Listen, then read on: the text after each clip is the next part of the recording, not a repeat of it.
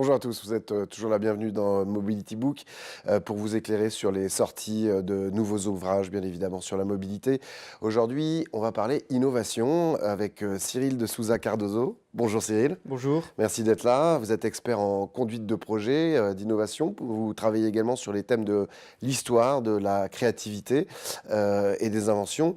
Et vous êtes co-auteur avec Alain Dupas et Jean-Christophe Messina de Innover comme Elon Musk, Jeff Bezos et Steve Jobs. C'est chez Odile Jacob, 17,90 €.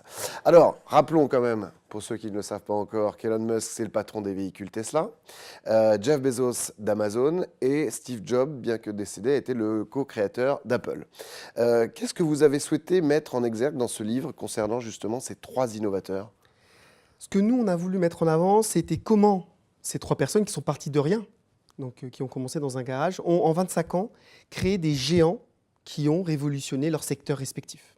Et on a voulu voir si ces trois entrepreneurs s'appuyaient finalement un peu sur les mêmes principes, l'objectif étant de donner ces clés à un maximum d'entrepreneurs en France et en Europe pour permettre chez nous également l'émergence de géants de l'innovation. Parce que ce n'est pas du tout le cas en France, Exactement. pour de nombreuses raisons. Tout à fait. On a, alors c'est un peu complexe, alors en gros, il y a 266 licornes, ce sont des startups valorisées à plus d'1 milliard d'euros donc dans le monde. On en a à peu près la moitié qui est chinoise, un tiers qui est américaine, et on en a 17 Ah oui. européennes Ouais. et une française. Ah. Donc c'est vrai que ça fait un peu mal pour nous, puisque ce sont ces licornes-là, ces géants de l'innovation, qui sont en train d'écrire finalement le futur. Et sans ces géants-là, eh bien, on n'aura pas voix au chapitre sur ce qui va être écrit.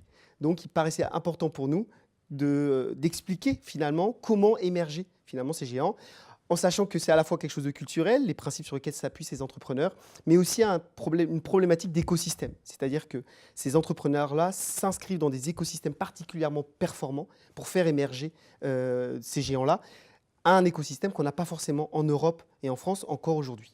Alors, en ce qui nous concerne, parce que vous abordez beaucoup de thématiques différentes avec ces trois génies, on peut le dire, nous, c'est plus particulièrement dans Mobility Book, bien évidemment, leur approche de la mobilité et la révolution qu'ils sont en train d'instaurer en termes de véhicules et de déplacement. Donc, je vous propose qu'on traite cas par cas ces trois personnes, et à commencer par Elon Musk et Tesla, entre autres avec la voiture autonome. Exactement, puisque Tesla, c'est cette société qui a décidé, via Elon Musk, de véritablement révolutionner le véhicule électrique.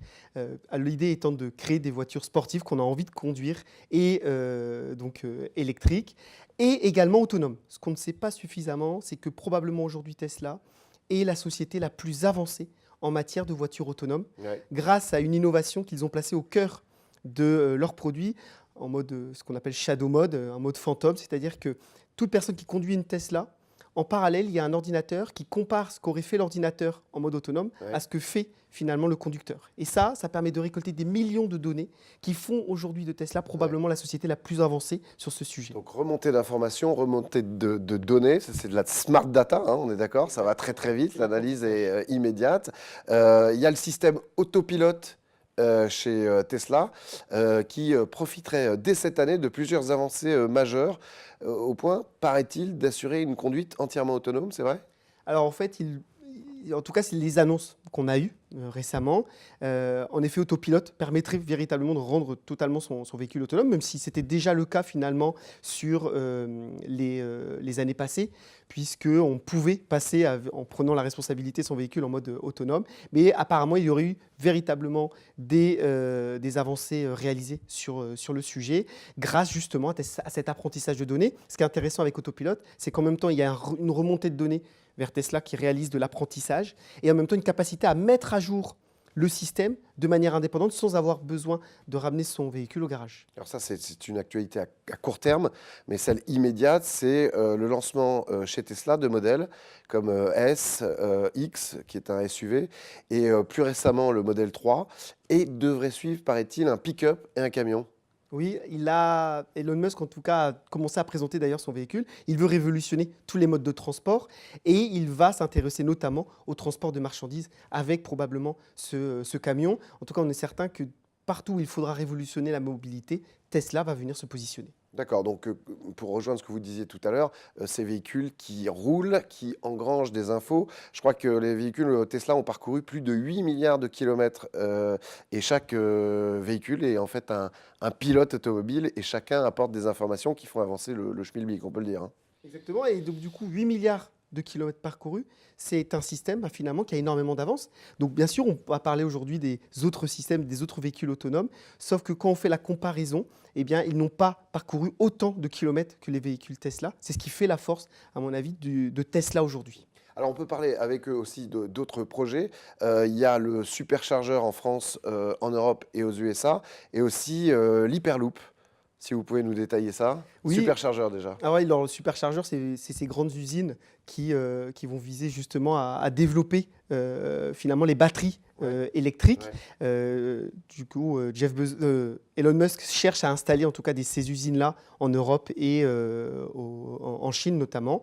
Donc l'objectif, c'est de véritablement produire toutes les batteries électriques qui vont être utilisées dans les véhicules Tesla, mais peut-être aussi dans d'autres domaines. Donc c'est un pan de son développement. Et le deuxième développement, c'est l'Hyperloop.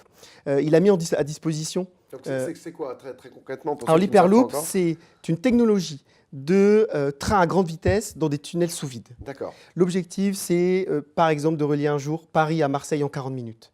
c'est pas mal. C'est pas mal. Pour aller passer une soirée à Marseille, c'est pas désagréable. Exactement. Mais ce qui est intéressant dans ce projet-là, c'est que Elon Musk a mis à disposition en 2013 finalement le projet et les brevets de l'Hyperloop pour permettre la création d'un écosystème. Et on a énormément de sociétés d'ailleurs en France qui sont en train de développer des technologies. Donc la technologie n'appartient pas à Elon Musk, c'est tout un écosystème qui est en train d'essayer de développer des technologies autour de ce concept-là. En sachant qu'Elon Musk a lui développé une société qui s'appelle The Boring Company, qui est une société qui va chercher à créer des tunnels, notamment dans les grands centres urbains, pour permettre l'installation de ce type de technologie et faciliter justement la fluidité, puisque à une société engorgée dans les grands centres urbains, Elon Musk veut répondre par la voiture autonome qui va être capable peut-être d'amener les personnes au centre-ville, puis de se garer en périphérie, et également de pouvoir se déplacer dans des tunnels pour désengorger et se déplacer plus facilement. Par exemple, c'est prévu à Los Angeles où il y aurait des voitures qui circuleraient à 250 km/h. Exactement, ils vont presque atteindre la vitesse du son. C'est ça. Donc ça, c'est un peu futuriste, mais c'est demain. On peut parler aussi de petites options mais qui sont assez intéressantes, qu'ils mettent à jour, avec entre autres un mode dans les voitures qui va détecter la présence d'un animal qui a été laissé seul. Ça arrive souvent qu'on enferme des chiens, et donc il y aura un module spécial pour ça. Oui, il y a énormément de façons d'innovations d'usage qui vont émerger, donc ça va être plutôt des innovations incrémentales, c'est-à-dire que sur le produit de base, on va venir ajouter des choses. Alors on parle des animaux, mais ils ne sont pas prévus pour les enfants, parce qu'il y a beaucoup de... Justement, parce qu'en fait, ils en parlent pour les animaux, mais le vrai mode de base, il a été développé justement pour éviter d'oublier les enfants, parce que ça arrive beaucoup plus souvent qu'on ne le pense. Effectivement, on le voit souvent, hélas, dans les faits divers. Parlons maintenant du cas Jeff Bezos d'Amazon, avec le lancement d'Amazon.com automotive. Là, ce sont quoi, des pièces détachées, des accessoires auto? Oui, alors il y a cette partie-là du côté d'Amazon, donc cette volonté de faire du commerce de la pièce automobile. Mais Amazon travaille aussi depuis très très longtemps sur la thématique des véhicules autonomes, parce que ça va être un enjeu pour tout ce qui va être la logistique, de pouvoir s'équiper de véhicules autonomes. Et ils ont énormément de projets sur le sujet. Ça, c'est Aurora, je crois, hein, c'est ça Exactement, ils ont investi récemment dans cette structure-là, mais il n'y a pas uniquement ça, puisqu'ils travaillent aussi sur un robot de logistique qui va être capable de livrer justement des colis. Ils ont à une époque mis sur la table le projet de livraison par drone, qui n'a pas été encore abandonné. Donc même si c'est un peu moins visible, en tout cas Amazon travaille énormément sur ces sujets-là. Mais la particularité au niveau de l'autonomie du véhicule par rapport à Tesla, ils se démarquent comment, eux? Alors eux, ils vont avoir une approche qui va être très orientée logistique. C'est-à-dire que c'est vraiment l'approche que va avoir Amazon. Pas grand public, là. Non, a priori, en tout cas, dans ce qui est... Exactement. A priori, même si demain, Amazon développe une technologie ou des connaissances dans ce domaine-là, on n'aura pas à douter qu'ils basculeront dans le véhicule autonome total. Mais actuellement, ils vont beaucoup plus travailler notamment sur des véhicules, par exemple des camions de logistique. Et d'ailleurs, on s'est aperçu, c'est NBC qui a révélé la chose, qu'en 2018, juste au moment où ils ont investi dans Aurora, justement, Amazon réalisait des tests de livraison par camion autonome, donc sur sa chaîne logistique. D'accord, et des études sur l'électrique. Je crois qu'ils sont aux côtés de General Motors, avec un investissement assez conséquent dans une société qui s'appelle Rivian Automotive. 700 millions de dollars quand même, c'est pas rien. Pour un pick-up électrique qui est déjà en précommande. Oui, ils vont, de toute façon, ils ont commencé un peu en tout cas, à commercialiser les choses. On peut être sûr du côté d'Amazon, en tout cas, qu'ils démultiplient les expérimentations. Il y a beaucoup de choses a priori sur lesquelles on n'a pas encore de visibilité, même si, concernant par exemple le pick-up, on peut se dire que pour l'instant, Tesla est en avance par rapport à eux. Alors enfin, last but not least, Steve Jobs, Apple. Beaucoup de projets. Ils ont travaillé avec Volkswagen sur le projet d'e-car, électrique et autonome. Lancement d'Apple CarPlay. Eux, quelle est leur vision de la mobilité? Alors c'est un peu la société sur laquelle il y a le plus de secrets, puisque dès 2007, Steve Jobs voulait réaliser une iCar, c'est-à-dire une voiture autonome, électrique, donc d'Apple. Et il se pourrait en effet que dans les années à venir, son rêve devienne réalité. Cependant, ils ont pris un peu de retard, parce qu'ils se sont beaucoup concentrés sur en effet leur système d'exploitation à destination des voitures. En concurrence, eh bien, forcément, de Google Car. Donc, il y a une concurrence à ce niveau-là. Mais dans la production du véhicule, ils ont pris un peu de retard. En 2018, on nous a annoncé le projet Titan. Oui, justement, qui est un espèce de serpent de mer de véhicules autonomes. On en parle, on ne le voit pas venir vraiment avancer. On en est où? Alors, en 2018, ils étaient très optimistes. Beaucoup d'analystes disaient que ça y est, Apple allait reprendre la main sur le véhicule autonome. Cependant, on a appris récemment, là, en début d'année, qu'ils avaient commencé à réduire les effectifs sur ce même projet. Donc, on peut se poser la question. Ce qui est très intéressant, c'est que Warren Buffett, l'été dernier, a fait une déclaration disant qu'il ne pensait pas qu'Apple devrait racheter Tesla, puisqu'il ne faut pas oublier que la valorisation de Tesla est totalement à la portée des réserves financières d'Apple. Mais en même temps, dans cette déclaration, il a indiqué que si jamais Tim Cook décidait de se lancer dans une OPA sur Tesla, eh bien, Warren Buffett suivrait Tim Cook. Donc, il y avait une sorte de double langage à ce niveau-là. Donc, on ne sait pas. Le marché est un petit peu tendu sur ce sujet-là, parce que la question, c'est est-ce qu'aujourd'hui, Apple peut véritablement rattraper un retard qu'il aurait si jamais ces projets qui sont un peu cachés ne sont pas véritablement avancés. Et en plus, toute la finance internationale écoute ces éternuements de Warren Buffett. Pour terminer, vous dites dans votre livre qu'il est fallacieux de parler aujourd'hui de véhicules propres pour les voitures électriques, mais qu'il est tout aussi erroné d'affirmer qu'il ne sera pas possible de rendre ces mêmes véhicules plus écologiques dans un avenir proche. Oui, sur le sujet d'ailleurs, les choses avancent très vite.